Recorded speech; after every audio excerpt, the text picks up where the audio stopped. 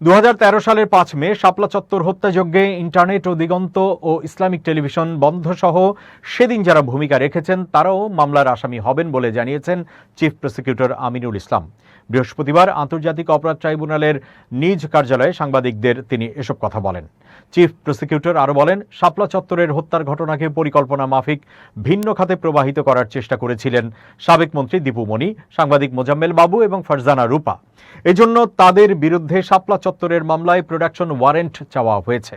তাদেরকে জিজ্ঞাসাবাদ করা প্রয়োজন। তিনি আরও বলেন, আজকে হেফাজতে ইসলামের বেশ কয়েকজন নেতৃবৃন্দ এই মামলা সংক্রান্ত বিষয়ে খোঁজখবর নেওয়ার জন্য ট্রাইব্যুনালে আসছিলেন। মামলাটি ইনভেস্টিগেশন ও এর অগ্রগতি সম্পর্কে তারা আমাদের কাছে জানতে চেয়েছেন। তাদের থেকেও অনেকগুলো বিষয় আমরা জানতে চেয়েছি। ইতোমধ্যে আমাদের তদন্তের যে অগ্রগতি, যতটুকুন আমাদের পক্ষ থেকে আমরা ইনভেস্টিগেশনটা করতে পেরেছিলাম, সেগুলো তাদেরকে অবহিত করেছি এবং তাদের কাছে আরও অধিকতর কিছু তথ্য আমরা পেয়েছি। আমিনুল ইসলাম বলেন, গতকাল এই দিবসটি পালন উপলক্ষে বিভিন্ন অর্গানাইজেশন, মিডিয়া চ্যানেলের মাধ্যমে আমরা কিছু নতুন তথ্য পেয়েছি। যেমন 71 টেলিভিশনের ফারজানা রূপা তার সমীকরণ নামক একটি অনুসন্ধান রিপোর্ট প্রচার করেছেন। সেখানে আমরা তৎকালীন পররাষ্ট্রমন্ত্রী দীপু মনির একটি ইন্টারভিউ পেয়েছি। সেখানে বিবিসির সাংবাদিকদের একটা বক্তব্য আমরা পেয়েছি। এছাড়া মোজাম্মেল বাবুর সংশ্লিষ্টতা আমরা পাচ্ছি। সেখানে একজন সাংবাদিক বলছিলেন যে উনি সরেজমিনে দেখেছেন, ছবি তুলেছেন, কিন্তু কোনো হতাহতের ঘটনা দেখেননি।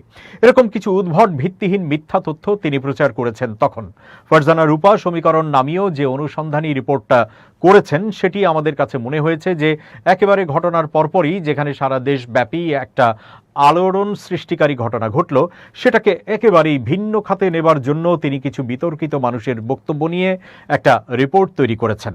সেই রিপোর্টটা তিনি জাতির সম্মুখে সারা দুনিয়াতে এটা প্রচার করে দিলেন। মূলত প্রকৃত ঘটনাকে তিনি আড়াল করার চেষ্টা করছেন। সেক্ষেত্রে এই যে বিষয়টা, তৎকালীন 71 টেলিভিশনের এবং মোজাম্মেল বাবু, ফারজানা রূপা, তাদের যে একটা ভূমিকা ছিল হেফাজতে ইসলামের এই ঘটনাকে ভিন্ন খাতে প্রবাহিত করার জন্য যে একটা প্রচেষ্টা ছিল, তাতে করে আমাদের কাছে মনে হয়েছে এটাও একটা সিস্টেমেটিক ক্রাইমের মধ্যেই ছিল। তারা একটা পূর্ব পরিকল্পনা মাফিক এবং তাদের একটা সিস্টেমেটিক্যালি প্ল্যান ওয়াইজ এই কাজটা করেছে। সেই জায়গা থেকে আমাদের কাছে মনে হয়েছে এই মামলার ইনভেস্টিগেশনের স্বার্থে তাদের জিজ্ঞাসাবাদ করা খুব প্রয়োজন। এই কারণে আজকে আমরা মোজাম্মেল বাবু, যিনি ইতোমধ্যে বোধহয় জেলে আছেন, এবং দীপু মনি, যিনি পররাষ্ট্রমন্ত্রী ছিলেন, তিনিও ইন্টারভিউ দিয়ে একেবারে শেখ হাসিনার অবিকল কথাটা বলেছেন। তাহলে দুইজনের বক্তব্য একরকম হয় কেমন করে? তিনিও কিন্তু একই রকম বলছেন, রক্তমাখা তাদের শরীর, রং মেখে বসেছিল, টুপি পাঞ্জাবি পরে এমনভাবে বসেছিল, পুলিশ আসছে, দৌড় দিয়েছে।